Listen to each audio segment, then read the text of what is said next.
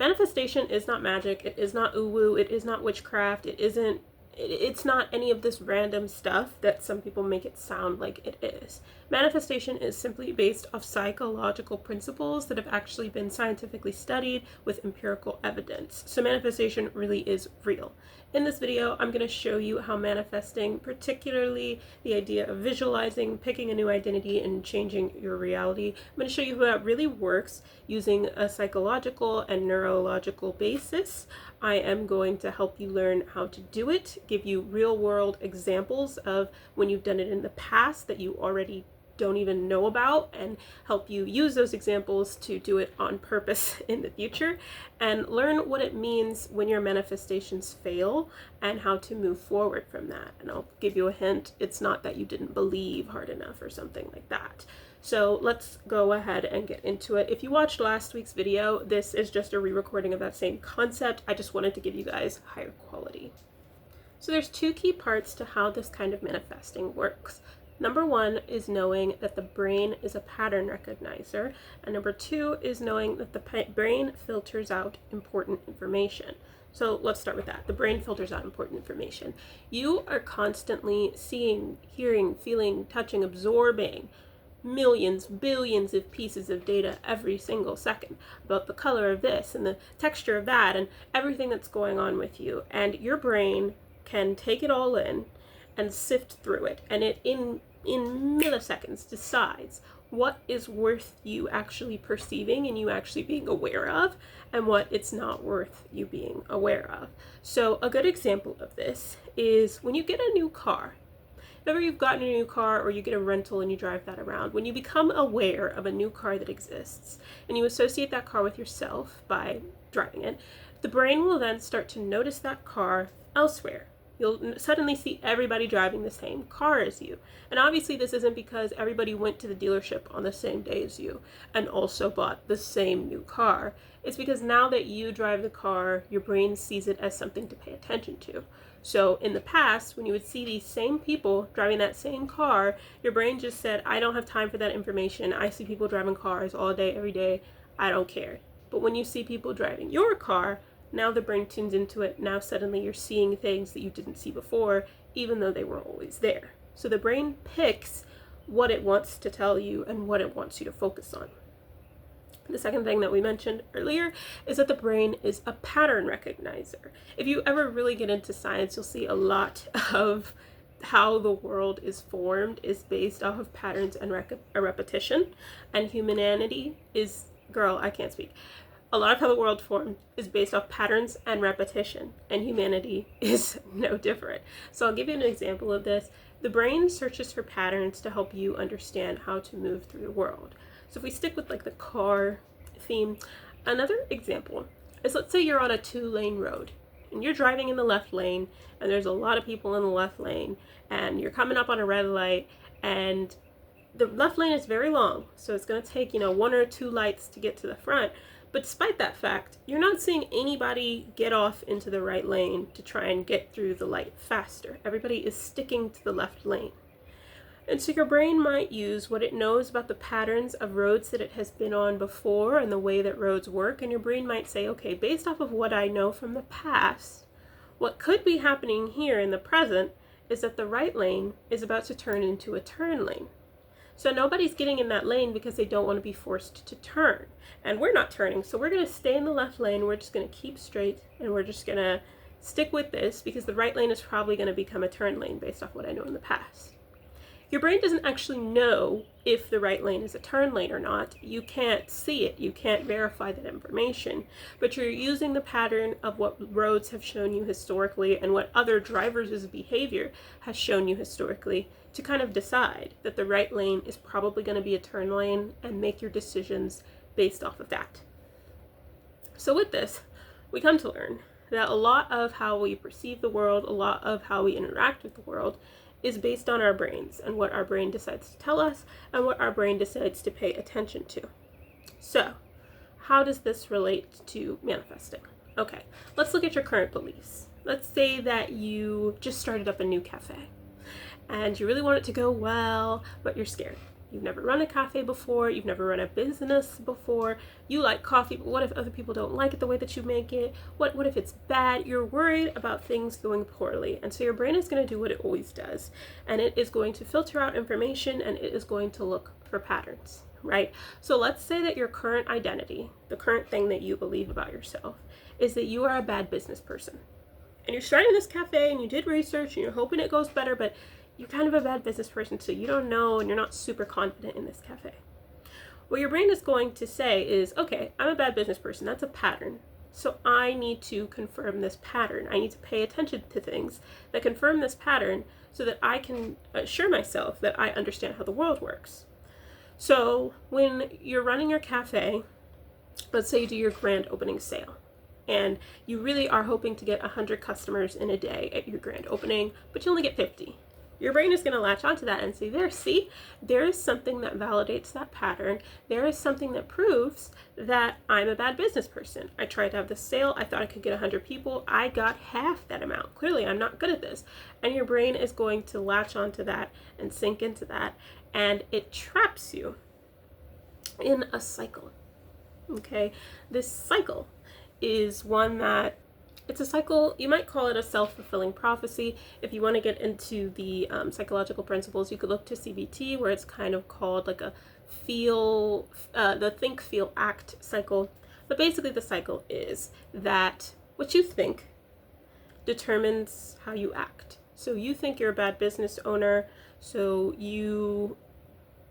let's say you want to start matcha in your cafe, but you think you're a bad business owner, you're not really confident people will want your matcha, so you only buy a little bit. What you think determines how you act. And then how you act kind of determines the result that you get. You didn't buy a lot of matcha, so people came in, they wanted the matcha, you sold out super quickly, and then you were not able to serve more people matcha. People were disappointed, things went badly.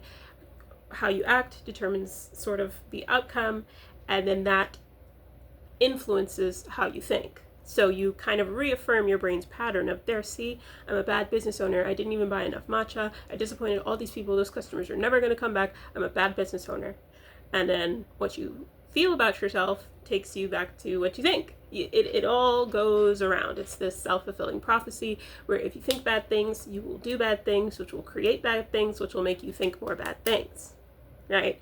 So manifestation is all about using the fact that the brain works this way to our advantage and breaking our bad cycles, breaking our bad patterns, breaking our bad identities, and taking on new ones that serve us a lot better. In manifestation content, you'll hear this referred to as changing your reality. And we're gonna come back to this. We're gonna come back to changing your reality because that is also not fake. We're gonna get to that. But let's just stick with the psychological think, do, feel, act situation, okay? So what you want to do if you're manifesting is you want to take on a new identity. Rather than the identity of I'm a bad business owner, you want to take on the identity of I'm a good business owner. This business will be a success. It's a belief that you want to take on. You want to take on new thoughts and new ways of processing so that your brain will start to look for new patterns, pay attention to new information, and your self-fulfilling prophecy is one where you think good things, so you do good things, and so you feel good things, and so you think more good things, and so you do more good things, and you keep cycling yourself upwards in life and moving closer and closer to your goals. So manifestation proposes lots of ways of doing this. It'll propose scripting, where you imagine that you're already there and you're so successful. It'll promote visualizing, self-affirmations. It'll promote, the number things of like 333, write it down 3 times for 3 days and, 3 different times of day, things like, it'll do all these kinds of gimmicky things to basically just get your brain to latch on to this new identity, this new belief, this new pattern. You're not doing hippy-dippy magic when you write in your manifestation journal. You're just visualizing. You're just helping your brain understand what it wants you to think about yourself now so that you can get into that cycle. And as you build these new beliefs, you start to build new data. So if we go back to that cafe example, if I believe I'm a good business owner and I have that same situation, I want to start matcha, I buy a little bit to test, and then I sell out within the first day of buying the matcha. As someone who believes I'm a good business owner, I'm going to see that situation differently. I'm going to say, wow, business is booming. Look at that. I bought a little bit of matcha to test. It sold out immediately. People were coming in left, right, front, center. Everybody wants my matcha. Look at that. And next time that I go to buy inventory, I'm going to buy more matcha because now I know it did well and I believe in myself, so I'm not going to be scared to make more action. Maybe I'll even say, you know what, let me buy some ube. Ube goes well with matcha. Let me just try that out and not be afraid of anything and truly believe that I'm good at this and I can do this. You act in ways that promote that, and then what happens to you supports that idea, which makes you believe it even more. So you're in this cycle still, but now the cycle is working to your advantage. Now the cycle is doing good things for you. Okay? Are you following me? So there come to be two major blockers in manifestation that kind of stop you from like being able to trick your brain into changing what pattern it's looking for, from going from I'm a bad business owner to I'm a good business owner. Issue number one is, what if you don't believe it, right? You believe that you're a bad business owner and you don't believe that for no reason, right? You have data that supports that. You started a business in the past and it failed. You ended up bankrupt. You did this other venture and got scammed. You got sued. Like, you're a bad business owner. You've failed at this before. So why would you just suddenly believe you're good just because you said so? That's not true. You see the evidence, you see the information. But the issue with that is that it doesn't acknowledge that your entire perception of everything is filtered through your brain. You don't take everything in. It's like the car example. You don't see every single car that every single person is driving and absorb the information. You only absorb what seems relevant to you. So if you're driving a certain car, you're going to absorb other people driving that car. All that other stuff, it's not really that relevant, right? So when the brain is only taking in what it sees as relevant to you, it is shaping how you view the world around you and what your reality looks like. Your reality is not the objective truth of the world. Your reality is just what your brain picks out and decides fits the patterns that it's looking for and is relevant to you. It's not everything that ever could be. So your reality could be wrong. Your reality can be changed. What your brain is filtering for can be altered, and you can start to see things in a different way, right? So if we look further into psychology and into human development, we see that a lot of our understanding of ourself, a lot of our sense of self, a lot of how we relate to people and relate to the world around us comes from childhood. It comes from very early stages of life. And because of the way that memory works and logic and stuff, it doesn't feel like it comes from childhood, but it does. So if we look at this belief of I'm a bad business owner, children aren't really owning businesses, so that might not be something that came from childhood, but maybe this I'm a bad business owner stemmed from another belief of like, I'm bad at planning. I'm bad at, being successful, whatever the case may be. These kinds of beliefs that stem all these other little ones, these kinds of core beliefs, these core issues that you have with yourself come from childhood. So an example of a distortion that a child's brain might make is, let's say you're playing in the street and you're having fun, you're kicking your ball, you're running around, you're having a good time, and all of a sudden your mom grabs your arm aggressively and pulls you out of the street and is very stern and like, don't play there ever again. Now, as an adult, we can look at this situation and we can take what we know about the world, what we know about reality, and our brain can filter the situation and it can see it as, oh, your mom is trying to keep you safe. Playing in the street is dangerous, so she doesn't want you to do that. But as a child, your brain might not yet have deduced that, getting hit by a car would be a problem. As a child, your brain might not be able to focus on the consequences of your actions or the things that'll happen in the future, things that young brains struggle to cognitize. Your brain might be focused on trying to have fun, and it might see the results of, when I tried to have fun, my mom yelled at me. So that must mean that I'm not supposed to have fun. And your brain will take away this distortion of reality, this version of reality that is not true, that isn't the objective situation, that isn't the objective truth of the matter. It's just what your brain decided must be true in order for that situation to make sense. And so from there, you take that and you carry it throughout life with you of I can't have fun. When I have fun, bad things happen. And you take that with you. And so as a kid, you'll continue on, and next time that you go play, you fall, you scrape your knee. There, see, I can't have fun. When I have fun, bad things happen. You get a little bit older and you're playing video games all night, and then you go to school the next day and fail the test. There, see, I can't have fun. When I have fun, bad things happen. Now you're an adult, right? And you plan this girls' trip, but then the trip gets canceled and you're really disappointed. There, see, I can't have fun. When I have fun, bad things happen. And now you're starting a business, you're making these coffees, you're doing a little latte art, you're having a good time, you're having fun, and now you're scared for your business because you can't have fun. When you have fun, bad things happen.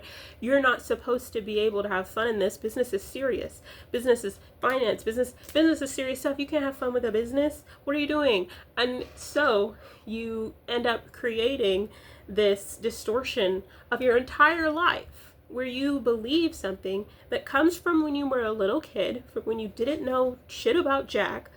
You believed it all your life, and now you're in a place where you have all this data. You have all these points that you can point to of, well, obviously I'm not a good business owner because of this, that, and the third. Obviously I can't have fun because of them, those, and that. But none of that is true. None of that is the objective truth of the world. None of that is real reality. None of that takes all factors into consideration in an unbiased way and comes out with a logical conclusion. That's not what the brain is doing. The brain is looking for patterns. The brain is pulling out what feels relevant. The pattern there is that you can't have fun. The pattern there is that you are a bad business owner, but that doesn't make that pattern true. That doesn't make that reality true. So this idea of, well, I don't believe my manifestation because I have all this evidence that it's not true, well, that's the evidence you were looking for. If you start looking for evidence of something else, then you'll start having evidence of something else. So not believing your manifestation when you first start is just really not an issue.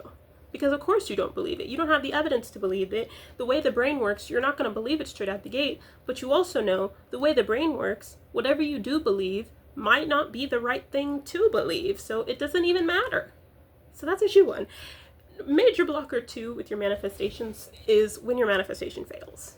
When you try to believe this new thing, and you absorb it, and you're scripting, you're visualizing, you're trying to absorb this new thing, looking for new patterns, whatever, what have you, and then your business fails.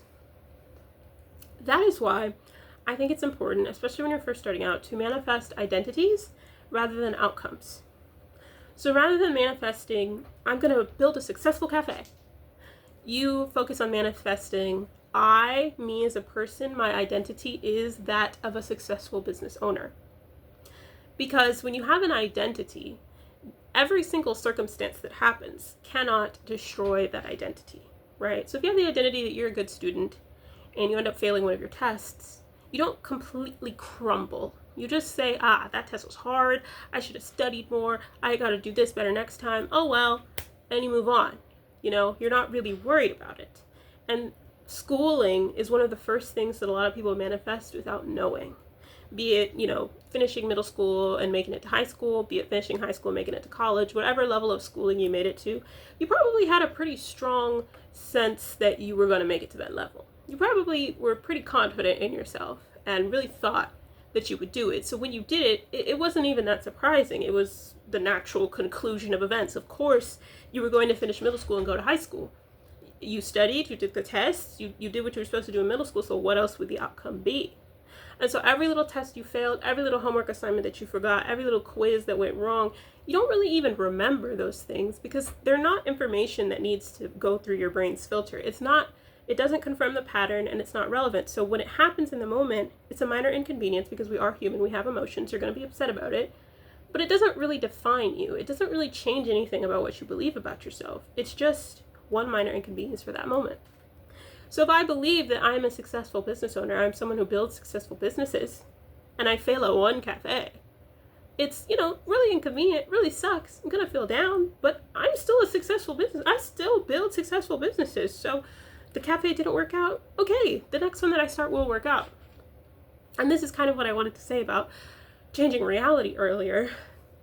Manifesting content kind of makes it sound like when you change your reality that you're changing the world around you, when you're not. No amount of manifesting is going to make that cafe transmigrate into a better location. No amount of manifesting is going to like change reality so that the NBA now accepts 40-year-old men who are 5'7". No amount of belief in yourself is going to change the outside world. What it does is it changes your perception of that world, and therefore changes how you move through that world, right? If you manifest that you are gonna, be in the NBA, but your physicality, like the world is stopping you from that, you might still be able to take that manifestation and put yourself in a position to be a coach for the NBA, to be a medical, trainer, helper person for the athletes, to still be in periphery, but know that like the physical world still is what it is. That cafe was still in a town where there's no foot traffic, so it's just not going to be successful. But when you have your belief that you're a successful business owner, the cafe failing doesn't completely destroy your confidence and doesn't make you give up on ever starting any business ever and ever becoming that successful business owner that you already believe that you are, right? So the reality that you have is not real. It is what the brain has decided to accept for you. So what manifesting is just changing what the brain is focusing on, changing what it's accepting. It doesn't matter if you don't believe it at first. You'll learn to believe it as you build up more data. And it doesn't matter if you fail at certain things, because you still have the overall identity that you believe about yourself and that you move in accordance with. So how do you do this? How do you get started on manifesting? You can do scripting, you can do visualizing, you can do all of that. But I think a great way for beginners who are coming at it from this kind of scientific perspective to get into it is to find a new identity that you want to take on for yourself, right? I am a successful business owner. I am someone who builds successful businesses. Find whatever that is for you. I am beautiful. I am attractive. I am, a good friend. Whatever. Find your identity that you want to focus on. And then as you go through each day, look for a micro evidence that that identity is true. So if my new identity for myself is that I am someone who builds successful businesses, then I might look at my cafe and say, I'm someone who builds successful businesses. See, today at the cafe, I sold, 203 cups of coffee. That's a success. You might say, I am someone who is a good friend. And I can tell that because today, 2 of my friends texted me without me texting them. They just wanted to talk to me. You can find all kinds of micro data, little pieces of evidence that your identity is true. And in time, you will find that your brain starts to find this evidence easier and easier. And in time, you will find that it doesn't need to be an intentional activity you're doing. It's just something your brain does naturally. And in time, you will find that it's an identity that you've accepted. It is a reality that you have shifted.